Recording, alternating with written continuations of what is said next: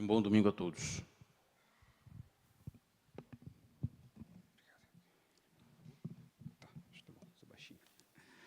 Bom dia, irmãos, a graça e a paz do Senhor Jesus, amém? Convido os irmãos a abrirem comigo suas Bíblias na carta de Paulo aos Gálatas. Faremos a leitura do versículo 1 até o versículo de número 9. Carta do apóstolo Paulo aos Gálatas, capítulo de número 1, faremos a leitura do versículo 1 ao versículo 9. O tema proposto para esta manhã de escola dominical é a importância do estudo bíblico na vida e na caminhada cristã. Gálatas 1, do 1 ao 9, diz assim: Paulo, apóstolo, não da parte de homens, nem por intermédio de homem algum, mas por Jesus Cristo e por Deus Pai, que o ressuscitou dentre os mortos, e todos os irmãos meus companheiros às igrejas da Galácia. Graça a vós outros e paz, da parte de Deus nosso Pai e do nosso Senhor Jesus Cristo, o qual se entregou a si mesmo pelos nossos pecados, para nos desarraigar deste mundo perverso, segundo a vontade do nosso Deus e Pai, a quem seja a glória pelos séculos dos séculos. Amém. Admira-me que estejais passando tão depressa daquele que vos chamou da graça de Cristo para outro evangelho, o qual não é outro senão que há alguns que vos perturbam e querem perverter o evangelho de Cristo. Mas, ainda que nós, ou mesmo um anjo, vindo do céu, vos pregue evangelho que vá além do que temos pregado, seja anátema. Assim como já dissemos, e agora repito, se alguém vos prega um evangelho que vá além daquele que recebestes, seja anátema. Até aqui. Santo Deus e amado Pai, te agradecemos, ó Deus, por mais esse domingo que nós estamos na tua casa, louvando ao Senhor, cultuando o teu nome. Estamos em comunhão com os irmãos, ó Pai. Muito obrigado por tudo aquilo que fizemos até agora ao Senhor. Temos a certeza que o Senhor está aqui no nosso meio. E pedimos, ó Pai, que agora o Senhor nos dê entendimento da sua palavra. No nome santo do Senhor Jesus. Amém. Irmãos, no dia 31 de outubro de 1517, o monge agostiniano Martim Lutero pregou na porta da igreja do castelo de Wittenberg 95 teses que estavam contradizendo alguns comportamentos da igreja na época, da igreja católica. Principalmente, de todos aqueles pontos que ele era contrário, a questão da venda de indulgência, que era uma promessa ou um favor do Papa em diminuir o tempo do purgatório. Então, naquela época também, a igreja acreditava na questão do purgatório, um estado em que aqueles que morrem e não... o exemplo, o que está escrito dentro do próprio catecismo católico o purgatório é um estado dos que morrem na amizade de Deus, com a certeza da sua salvação eterna, mas ainda tem necessidade da purificação para entrar na felicidade do céu. Então, é o meio termo. A pessoa está morta, não está nem no céu nem no inferno, e está aguardando ali um período para entrar e ir para o céu. E nesse momento também uma das preocupações de Lutero era essa exagerada necessidade da riqueza da igreja. Havia um jargão na época que assim que uma moeda cair no cofre, sobe uma alma no purgatório. Era uma forma de comprar a salvação daqueles que estavam mortos e que ainda eles não tinham certeza da salvação. Dentro dessa doutrina, o assunto não é a reforma protestante, mas só dentro da doutrina da reforma protestante, nós temos os 5 solas, os 5 somente, que é somente a fé, somente a graça, somente Cristo, somente as Escrituras e somente a Deus glória. E por que dessa introdução com Lutero quando a gente fala de estudo bíblico? Foi estudando a Bíblia que Lutero viu que o comportamento naquela época da igreja não estava de acordo com a palavra. Ele se sentia muito atormentado desde que ele fez filosofia, depois entrou por uma promessa que ele fez, entrou e se tornou um monge, e ainda assim ele não conseguia solucionar as situações que ele tinha quanto à questão do seu estado perante Deus. Por mais que ele tinha todas essas instruções, aconselhado por um professor dele, ele foi ler a Bíblia novamente, ler o Novo Testamento, e então ele se depara com 2 cartas que mudam totalmente a visão dele a respeito de como a igreja, de como a palavra de Deus estava sendo pregada, estava sendo divulgada naquela época. E a primeira é Romanos 1,17, né, o primeiro versículo na carta de Paulo aos Romanos, que foi basicamente o versículo base para a reforma, né, que diz, acho que não foi projetado, mas o final da parte, o justo viverá por fé, o justo viverá pela fé. Esse versículo também está em Gálatas, no capítulo 3, versículo 11, e é uma repetição do Antigo Testamento, né? Paulo repete nessas duas cartas o que está escrito em Abacuque 2,4, quando o profeta Abacuque também fala a respeito de que o justo viverá pela fé. Lutero estudando foi um versículo-chave para o que nós chamamos também de reforma protestante, né? Então, tanto Lutero quanto os outros pré-reformadores que vieram antes de Lutero, antes do século XVI, eles liam a palavra de Deus e viam que havia algumas inconsistências, algumas coisas que estavam dentro da igreja que não estavam na palavra, né? Algumas coisas nesse sentido. A carta que Lutero mais se baseou para essas teses que ele escreveu e também para conduzir a reforma foi Romanos e também foi a carta de Paulo aos Gálatas. Então, Lutero, lendo a carta de Paulo aos Gálatas, também se deparou com a salvação por meio da graça, né? E a graça através mediante a fé. Isso vem de Deus, isso é dom de Deus. Isso nos mostra que a importância de nós termos o estudo bíblico, né? E o que a gente vê hoje em muitos lugares, muitas igrejas evangélicas, que uma das coisas que foram abolidas da igreja é a escola bíblica dominical, né? Em muitos lugares, até conversando com alguns pastores depois da pandemia, que né, as igrejas fecharam e ficaram, algumas igrejas conseguiram fazer a transmissão online, outras igrejas não estavam se reunindo. Quando voltaram, não conseguiram trazer novamente os alunos da escola bíblica dominical, né? Então, fazem apenas um culto no domingo, o culto de adoração, mas tiraram de dentro da igreja o estudo da palavra. E as igrejas que ainda têm o estudo da palavra, sim, obviamente o culto tem, né, a palavra falada, a palavra cantada, mas um momento do qual a palavra pode ser, de fato, estudada, questionada, aplicada no nosso contexto, no nosso dia a dia. E algumas igrejas, as igrejas que ainda têm a escola bíblica dominical, geralmente o nível de pessoas que frequentam é muito menor do que nos cultos vespertinos. Quando eu cheguei aqui em 2020, eu até fiquei surpreso, porque aqui é o inverso.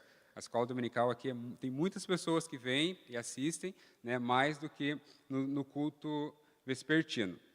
Mas a falta do ensino na igreja, a falta da pessoa, do cristão, né, do crente buscar a palavra de Deus, tem muitas consequências, né, que nós vamos ver aqui o que Paulo aborda, principalmente na carta de Gálatas, escrito há quase 2000 anos atrás, que influencia muito no nosso dia a dia, no nosso contexto atual.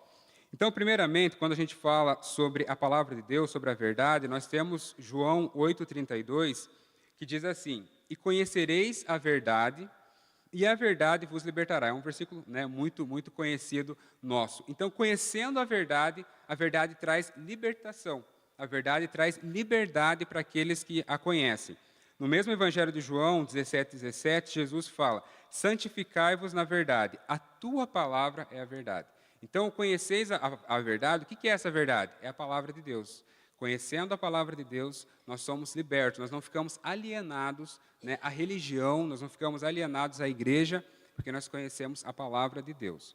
E também em Oséias 4:6 fala assim: "O meu povo está sendo destruído porque lhe falta o conhecimento." Né? Então, a falta de conhecimento do povo de Deus, da palavra de Deus, leva o povo para a destruição. Como exemplo, eu comentei, né, a falta de um momento de estudo na igreja, semanal, a falta do próprio cristão buscar, né, diariamente ter o contato com a palavra de Deus, isso gera destruição. E aí nós chegamos na carta de Paulo aos Gálatas, provavelmente a primeira carta que o apóstolo Paulo escreve. Né, por mais que nós tenhamos ali a sequência no Novo Testamento, não está de forma cronológica, ou seja, talvez a primeira carta que Paulo tenha escrito foi a carta de Paulo aos Gálatas, na data de 48 ou 49 depois de Cristo. Só para fazer uma introdução à carta de Paulo, esta carta a gente vê que é uma carta circular, diferente das outras cartas que Paulo escreve para uma igreja, a igreja em Éfeso, a igreja em Colosso, a igreja na Tessalônica, ou para uma pessoa, como ele escreve para Timóteo, para Tito e para Filemão. essa carta foi escrita para mais de uma igreja, foi escrita para a região da Galácia, né? Estamos estudando também Atos 14, Atos 13, já, né, com as explicações do livro de Atos. Nós vemos que foi a primeira viagem missionária de Paulo, que ele foi até essas cidades, que eram cidades onde tinha o maior número de gentios, né? Então, provavelmente, esta carta aos Gálatas foi destinado à cidade de Antioquia da Psídia, Icônio, Listra e Derbe. São 4 cidades que fazem parte da Galácia do Sul, e provavelmente foi para esta região que Paulo escreve essa carta, né? E Paulo é a primeira região também que Paulo exerce do seu ministério, né, de missionário, de levar a palavra, ele junto com Barnabé. Eles chegam até esse povo, são cidades com predominância gentis, mas havia nessas cidades também sinagogas, então eles começam a pregar a palavra de Cristo nas sinagogas, mas eles vão para os gentios, e é onde eles encontram, né, um espaço para falar a respeito de Deus, para anunciar o evangelho a essas pessoas, a esses gentis. Um evangelho também difícil para Paulo, não foi com tranquilidade. Nós vemos que quando Paulo chega em Icônio, chega nessa região, ele leva uma quarentena de açoites, né, que é 40 menos 1. Em Listra, ele foi apedrejado, jogado para fora da cidade, dado como morto. E ainda assim, ele prega o evangelho, ele anuncia. E eu gostaria que os irmãos lessem em Atos 14, 27, para a gente fazer um retorno. Em Atos 14, 27, quando Paulo vai até essas regiões e ele retorna, né, dessas pregações, ele diz assim: ali chegados, reunida a igreja, relataram quantas coisas fizera Deus com eles e como abrira aos gentios a porta da fé. Paulo estava feliz, Paulo e Barnabé, porque eles foram até os gentios, né? Até então a igreja estava concentrada em Jerusalém, junto com os 12 apóstolos. Depois, né, tiveram mais um quartel-general, digamos assim, em Antioquia da Síria. Mas quando eles vão para Antioquia da Psídia, essa região da Galácia, eles começam a anunciar de fato aos gentios que não tinham a cultura judaica.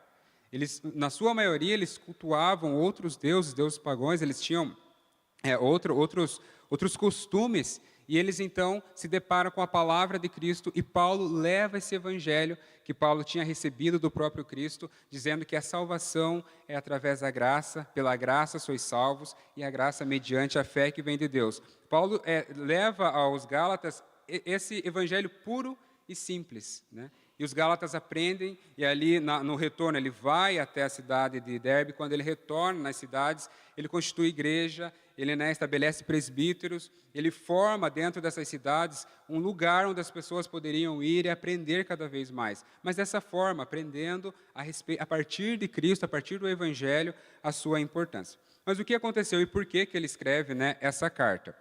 Alguns judeus, né, principalmente os fariseus, que haviam se convertido ao cristianismo, eles começam a sair da região onde era predominantemente atrelado do judaísmo e vão para essa região dos gentios. E quando eles chegam nessa região da Galácia, eles ouvem aquilo que Paulo fez, né, os lugares onde Paulo tinha estabelecido o evangelho, eles começam a colocar umas pulgas atrás da orelha, né? Primeiro eles questionam do apostolado de Paulo, a gente vai ver isso mais para frente. Depois eles questionam quanto à questão, eles concordam que a salvação é através da graça, mas eles começam a discordar além disso, né? E agora que vocês foram salvos mediante a graça, o que vocês vão fazer? Né? E por eles serem judeus e terem o costume do Antigo Testamento, eles tentam incluir nessas igrejas, começam a divulgar nessas igrejas da Galácia um comportamento judaico, comportamento da religião do Antigo Testamento.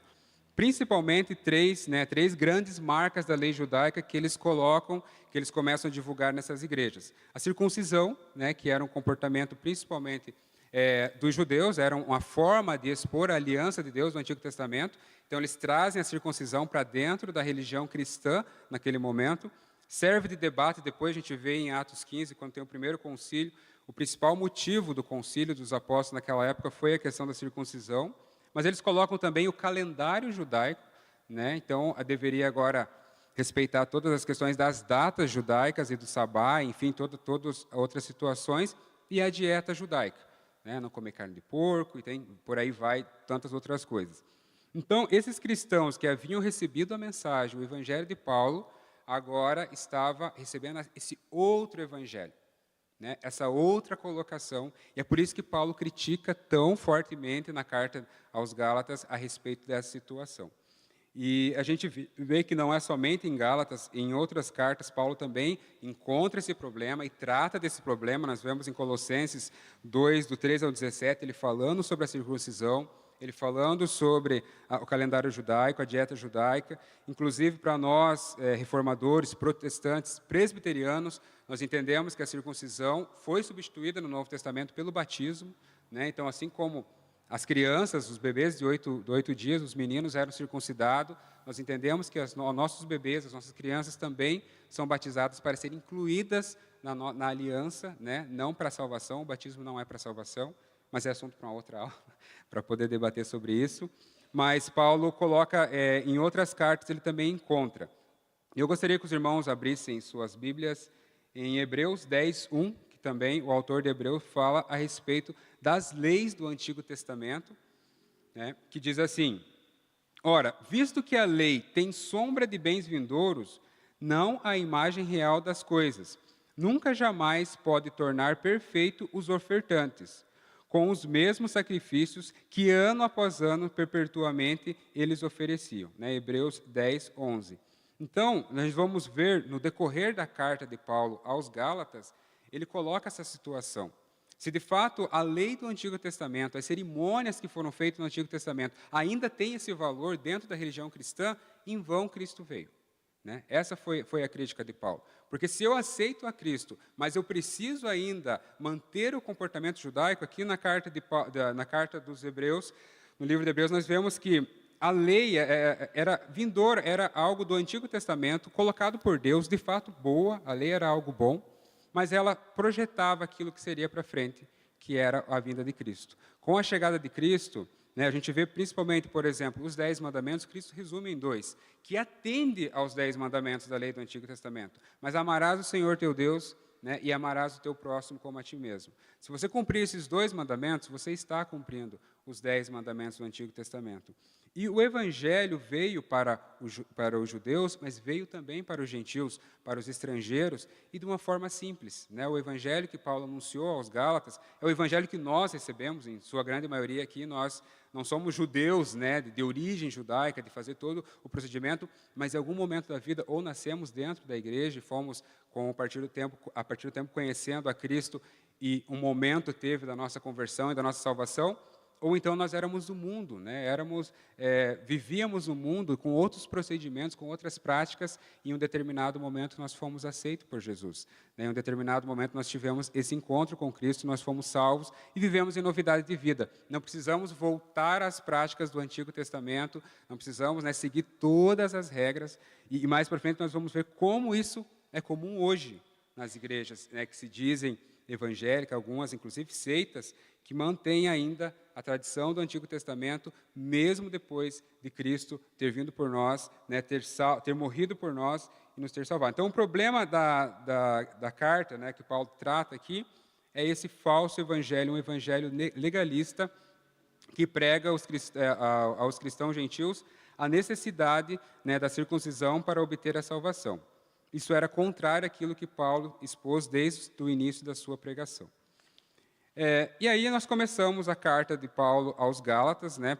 Gálatas, versículo 1, capítulo 1, começa com Paulo se apresentando, diferente de todas as outras cartas em que Paulo faz um cumprimento, né, a todos que estão lendo a carta e tudo mais, uma apresentação. Ele já começa colocando quem ele era, Paulo, apóstolo. Né? E ele diz, apóstolo não da parte de homens. Ele não foi instituído por homens, mas ele foi instituído por Cristo, chamado por Cristo. Nós vemos em Atos 9, que já foi estudado aqui na escola dominical também. E quando Paulo foi chamado, ele teve, esse foi o seu chamado também, para ser o apóstolo dos gentios. Então, ele primeiro se apresenta como um apóstolo por parte de Cristo, né, e ele precisa empregar esse termo para identificar uma autoridade oficial. Né? Paulo estava escrevendo como apóstolo. Porque esses judeus, esses fariseus que estavam entrando na igreja na Galácia, eles colocavam isso. Mas Paulo não é um dos 12. né? 12 que foram escolhidos pelo próprio Cristo. E depois, com a morte de Judas ter abandonado o caminho, foi escolhido Matias. Então, quem que é esse Paulo que se identifica como apóstolo? Isso é algo muito interessante para nós vermos, né? Então, gostaria de ler o chamamento dos 12 apóstolos, até para nós tratarmos um pouco dessa palavra do apóstolo. Então, em Lucas 6, 12 e 13, aparece Jesus chamando os apóstolos, né, os 12 que constituíam até o momento em que Jesus estava, antes de Jesus ser morto e crucificado. Está escrito assim: naqueles dias retirou-se para o monte a fim de orar, e passou a noite orando a Deus. E o versículo 13 fala: e quando amanheceu, chamou a si os seus discípulos e escolheu 12 entre eles, os quais deu também o nome de apóstolo. Aqui surge pela primeira vez, né, a palavra apóstolo. Jesus convida esses 2 homens, chama esses 12 homens dos seus discípulos que ali estavam para constituir, para serem apóstolos. E depois nós vemos alguns pré-requisitos para ser apóstolo. Isso é muito interessante. Quando nós vamos para Atos 1, 21 a 26, e já passou, né, esse momento do qual Judas traiu Jesus, né, se afastou, morreu, né, foi morto, aliás, se matou. Em Atos 1, 21 a 26, Pedro faz novamente a convocação para a escolha de um apóstolo para compor os 12 novamente. Ele diz assim no versículo 21, é necessário, pois, que dos homens que acompanharam todo o tempo que o Senhor Jesus andou entre nós, começando do batismo de João, até o dia em que dentre nós foi levado às alturas, um desses torne testemunha conosco da sua ressurreição.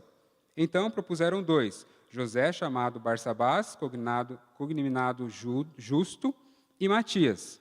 E orando disseram, tu, Senhor, que conhece o coração de todos, revela-nos qual desses 2 tens escolhido, para preencher a vaga neste ministério de apostolado, do qual Judas se transviou, indo para o seu próprio lugar. E lançaram em sorte, vindo a sorte recair sobre Matias, sendo-lhe então votado lugar com os 11 apóstolos. Então aqui fecha a necessidade, né, de mais um apóstolo, foi colocado aqui. Na sequência, em Atos 2, um pouco mais à frente, eles veem a necessidade de diáconos, né? As cartas de Paulo, nós vemos que ele coloca nas igrejas, ele acaba escolhendo alguns homens para ser presbíteros, né? E nós vemos a menção também de pastores, de bispos, de mestres na igreja.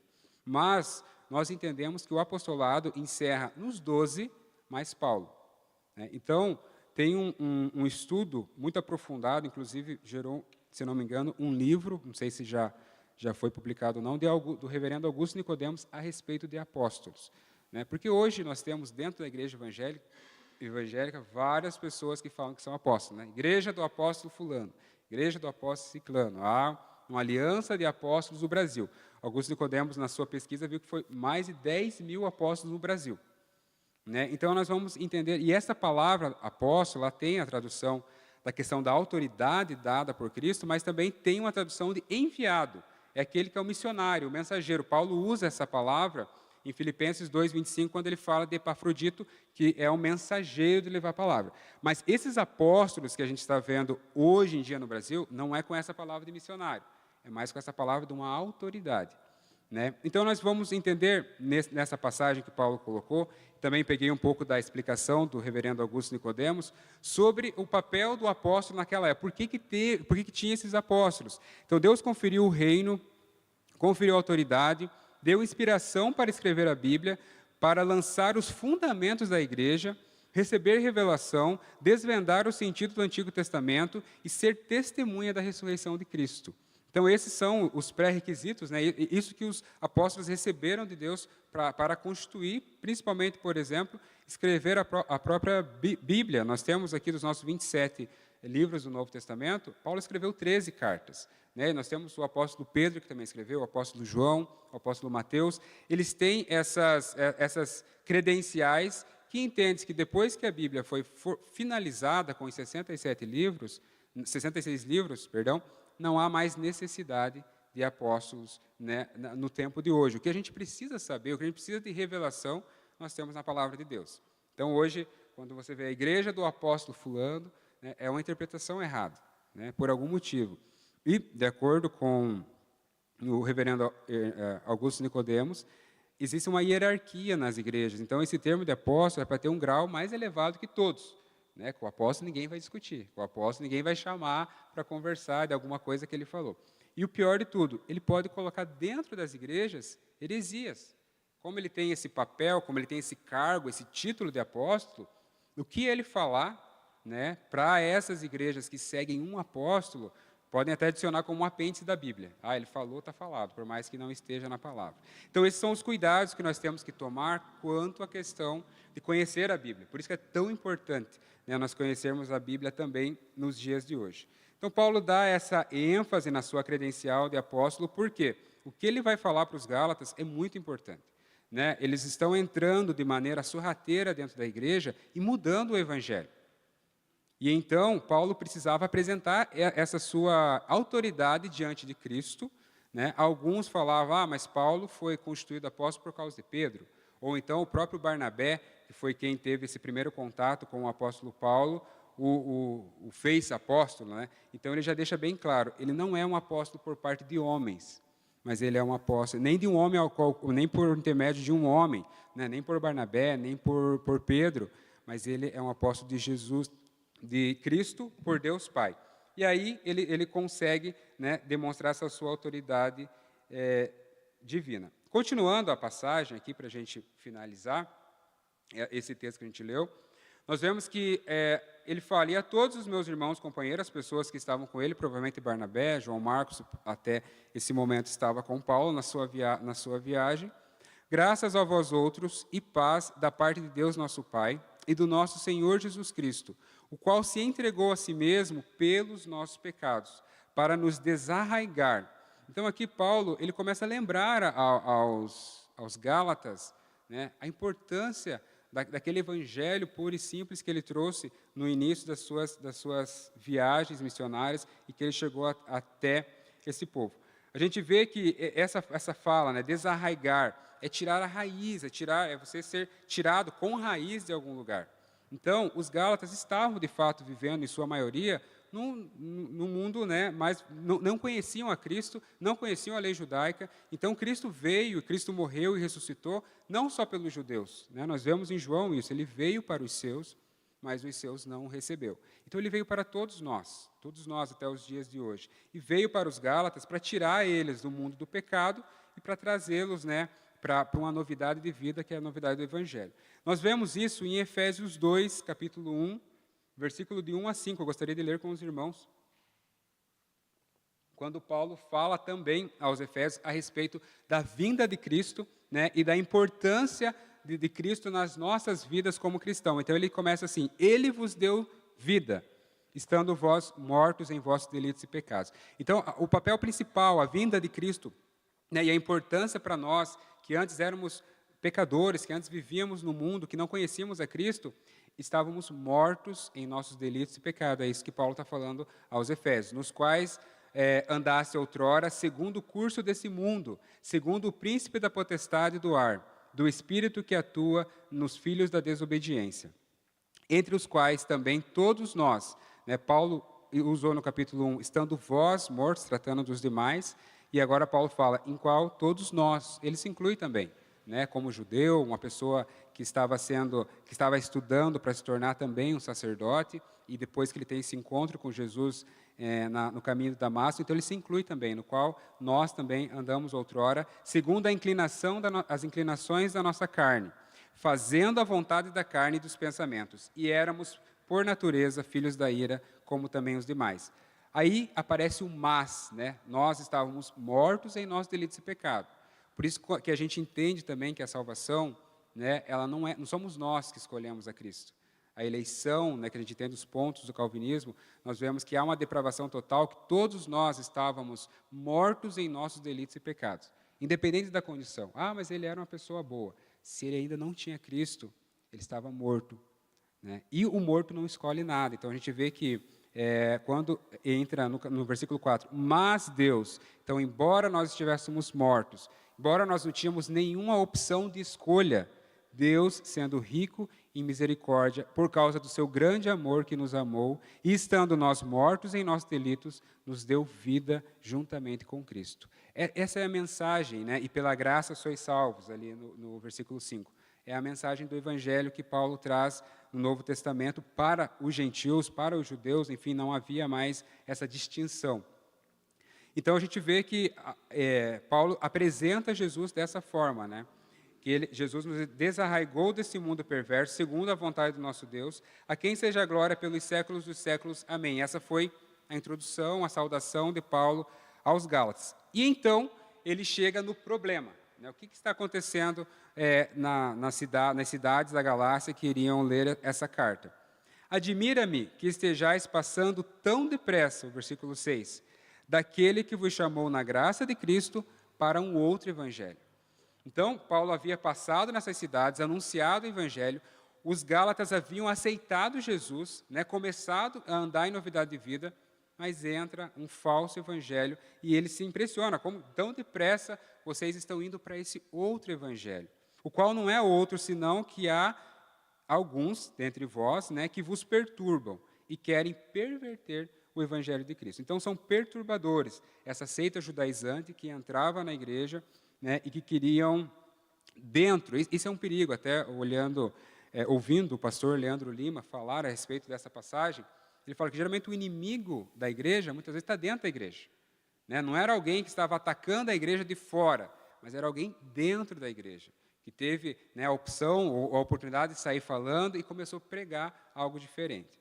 E também nós vemos em Mateus 7,15, quando Jesus fala a respeito disso e nos instrui a respeito dessas coisas que aconteceriam. Ele fala assim no versículo 15: acautelai-vos dos falsos profetas, que se vos apresentam disfarçados em ovelha, mas por dentro são lobos roubadores. Então, assim, entravam na igreja. É um evangelho, de acordo com o reverendo Hernandes Dias Lopes, não era uma palavra dura para os Gálatas, não era uma palavra... esses que entravam dentro da igreja, ele vinha de maneira sorrateira. Né? Falava algo bonito, algo que a pessoa gostaria de ouvir, fazia campanha da prosperidade, e dentro desses comentários, eles começavam a colocar um novo evangelho, e o povo, né, os Gálatas, estavam indo para essa demanda aí. E por isso a indignação de Paulo. Pedro também nos alerta a respeito dos falsos mestres. Então, no capítulo 2, segunda carta de Pedro, capítulo 2, versículo 1 e 2, ele diz assim: assim como no meio do povo surgiram falsos profetas, assim também haverá entre vós falsos mestres, os quais introduzirão dissimuladamente heresias destruidoras, até o ponto que renegarem o soberano Senhor que os resgatou, trazendo sobre si mesmos repentina destruição. E muitos seguirão as suas práticas libertinas, e por causa deles será infamado o caminho da verdade. Hoje existe muito crente youtuber, né? Crente do YouTube, crente da internet. Não tem uma religião, não segue uma igreja, não tem um convívio com os cristãos, mas assiste todas as pregações que tem na internet. E é um perigo, porque existem muitas boas pregações, né? Com certeza, eu mesmo, quantas que eu ouvi para poder até trazer esse assunto aqui. Mas existe muito falso evangelho, né? Existem muito falsos profetas que estão anunciando heresia. E a pessoa não filtra nada, né? E muitas vezes aquilo que agrada. Se você ouve uma palavra que te confronta, às vezes aí você ouve outro que te agrada, né? É prosperidade, são bênçãos. Se você se tornar cristão, você não vai ter doença, você não vai pegar Covid, você vai ficar rico. Várias palavras que é meio que um mercado da fé, como o reverendo Hernandes Dias Lopes fala. Eles falam o que as pessoas querem ouvir. Né? Tiram de dentro da igreja a questão do pecado, a questão do inferno, né? A questão da necessidade da nossa confissão, de nós estarmos o tempo todo prostrados diante de Cristo, e eles começam um evangelho mais doce, mais palpável ao paladar, porque assim multidões, né, igrejas gigantescas com centenas e milhares de fiéis que são de uma forma larga, mas sem nenhuma profundidade. Não entram no evangelho, não conhecem a Escritura. Né? Então a gente vê que isso acaba sendo um problema como um todo. A gente nota todo esse problema que Paulo trouxe aqui, e aí Paulo vem no versículo 8. Mas, né, uma contradição, tudo isso está acontecendo na igreja, mas ainda que nós, ou mesmo um anjo vindo do céu, vos pregar o evangelho, que vá além daquilo que eu vos tenho pregado, que nós temos pregado, seja anátema, seja maldito, né? E essa palavra, a tradução dela, o anátema, é mais do que maldito, é um eternamente maldito, né? Seja amaldiçoado para sempre. Essa pessoa, para ver a seriedade que Paulo tratou esse assunto dentro da igreja. Né? Talvez os gálatas pensaram, mas Paulo veio, nos instruiu que pela graça nós somos salvos mediante a fé, ok, nós estamos aqui, mas agora vem mais alguns, talvez de Jerusalém mesmo, ou da Antioquia da Síria, onde tinha uma concentração de judeus cristãos, e falam que a gente precisa guardar algumas leis do Antigo Testamento, alguns costumes, algumas cerimônias, para sermos salvos. Né? Então, eles incluem, você precisa de Cristo, mais isso. É como se o sacrifício de Cristo não fosse suficiente para a salvação. E aí Paulo trata dessa forma, seja maldito aquele que traz um evangelho contrário àquilo que está sendo explicado, né, que traz sobre o povo que estava seguindo a Cristo um peso, uma carga desnecessária. Eu vou ter, né, depois de adulto, circuncisão, guardar todo o rito judaico, por causa que se eu não tiver esse extra além de Cristo, não é suficiente para ser salvo. Então, essa foi a crítica de Paulo. E hoje, irmãos, nós temos religiões, igrejas, né, seitas, na verdade, tem até um estudo muito interessante do reverendo Augusto Nicodemo sobre seitas, bem interessante a gente ver. Algumas igrejas que estão aí, igreja evangélicas, fulano, ciclano, na verdade são seitas. Né? Então, algumas, por exemplo, a igreja dos Mormons. O que Paulo fala no versículo 8? Mas ainda que nós, ou mesmo um anjo vindo do céu, vos prega o evangelho, que vá além do que nós temos pregado, seja maldito. O criador, né, do mormonismo, da igreja, né, dos últimos dias, ele, em uma das suas declarações, Joseph Smith, em 1830, ele diz que ele foi visitado pelo anjo Moroni. Né? E o anjo Moroni pediu para ele escrever um terceiro mandamento, um outro testamento de Jesus Cristo. Então, aqui, se a pessoa que segue esse tipo de conceito ler Gálatas, está meio que na cara isso, né? Qualquer um que venha e pega um evangelho que vá além daquilo que está na palavra de Deus, ele é maldito. Ele é maldito. Algumas igrejas evangélicas, né, enfim, igrejas, seitas, mudaram uma pequena frase no seu estatuto. Até então, é a palavra de Deus, eles creem que a Bíblia é a palavra de Deus. Em determinado momento, eles mudam. Acreditamos que a palavra de Deus, que a Bíblia contém a palavra de Deus. Então, se a Bíblia contém a palavra de Deus, ela pode conter o que não é palavra de Deus. Alguns movimentos mais liberais entendem que a Bíblia não é na sua praticidade, né, 100%, foi usada um momento. Então, a questão de Gênesis é relativo, a questão do inferno é relativo, colocam relativismo dentro da igreja. Isso é muito perigoso. E como o pastor Leandro Lima diz, não é uma coisa totalmente fora que você, olhando, você já bate o olho e fala assim, nossa, isso aqui é uma nota de R$3, totalmente falso. Né? É algo que vai infiltrado dentro da igreja, de forma que você olha e fala, não, mas até aqui está certo. Essa parte aqui está um pouco duvidosa, mas aqui ele falou algo legal. Né? E, às vezes, como eu mesmo disse, um pouco mais doce, mais adocicado, mais fácil de você entender. Testemunhas de Jeová também é uma seita, né? Augusto Nicodemos traz vários exemplos disso, mas o principal problema ali, eles não consideram Cristo na Trindade. Se nós lemos a palavra de Deus, fica muito claro isso, o trino Deus. E eles desconsideram, acreditam em Cristo, que teve um papel muito importante, mas tiram ele da Trindade.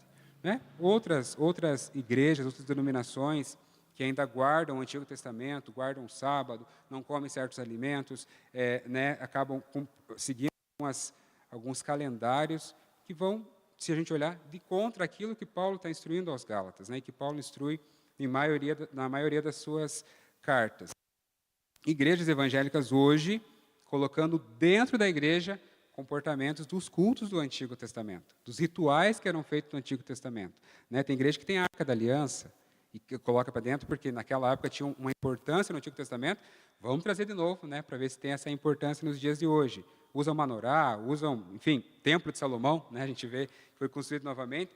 Eles querem pregar um evangelho diferente. E Paulo traz isso. Aquele que pregar o evangelho diferente, seja ele amaldiçoado.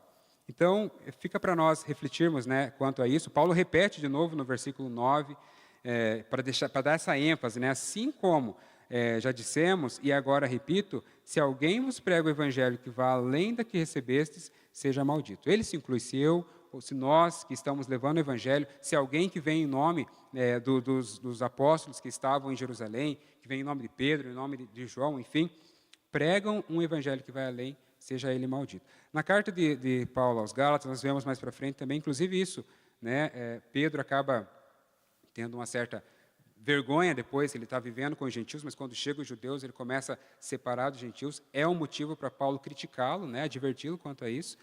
Então, nós vemos a seriedade disso dentro das igrejas. E por isso é muito importante o estudo bíblico da palavra de Deus. Né? Por isso é muito importante, não só na escola dominical, que provavelmente é o momento que a gente dedica 40, 50 minutos para aprender na prática, mas também a leitura diária, né, buscar bons livros, bons pregadores. Existem muitos excelentes pregadores, né, que estão com os seus conteúdos expostos aí no YouTube, de graça. Então, a gente tem oportunidade de estudar e de conhecer a palavra de Deus. E não deixar, não permitir. Né? Jesus elogia a igreja em Éfeso, na carta, em Apocalipse, quando Jesus diz que eles debatiam, eles iam de frente, eles contestavam, não permitiam que entrassem na igreja falsos mestres, né? Aqueles que vinham dizendo que eram apóstolos e não eram. É muito importante para nós. Obviamente, nós temos essa vantagem, né, de uma igreja reformada, uma igreja histórica, uma igreja comprometida com a palavra de Deus, né, mas o que eu digo é que muitas vezes existe N tipo de evangelho sendo, né, anunciado, e as pessoas falam, você é presbiteriano, mas eu sou assim, todos nós vamos, né, buscar o mesmo Deus, mas às vezes tem algumas coisas que a gente precisa olhar, olha, tá, não vai na vontade de Deus, não é isso que a palavra de Deus está expondo, e conhecer o porquê, por causa disso, por causa daquilo. Né? Algumas religiões tratam também como se somente aquela igreja desse a salvação. Isso é muito perigoso também. Para você ser salvo, você precisa ser presbiteriano do Brasil, de preferência da Silva Jardim. Né? Não é isso que a palavra fala. Não existe uma igreja física, existe a igreja universal de Cristo, que é a igreja invisível, mas não é a religião, não é a doutrina, não é a igreja que salva. Né? Primeiramente, a salvação, nem nós conseguimos fazer nada para que a gente seja salvo, a salvação vem de Deus. Mas nós temos que conhecer a palavra de Deus. Então, se a igreja é uma igreja que já coloca em sua liderança, ou já foi formada por um apóstolo, já é de se duvidar de algumas coisas. Né? E a maioria, eu estava vendo alguns exemplos que Augusto Nicodemos trouxe, eram apóstolos que receberam uma visão, foram chamados de Deus um anjo. Então, nada na palavra. Eu recebi uma visão que a forma que a igreja brasileira do Brasil estava caminhando estava errado. Vou criar uma igreja minha e vou começar aqui um novo movimento. E parece que gostam disso, né? Faz um movimento novo, um monte de gente surge querendo essa novidade da fé. Nós temos que tomar cuidado com isso. A reforma protestante foi justamente por isso. Né? Havia dentro da igreja naquela época procedimentos que não estavam de acordo com a palavra.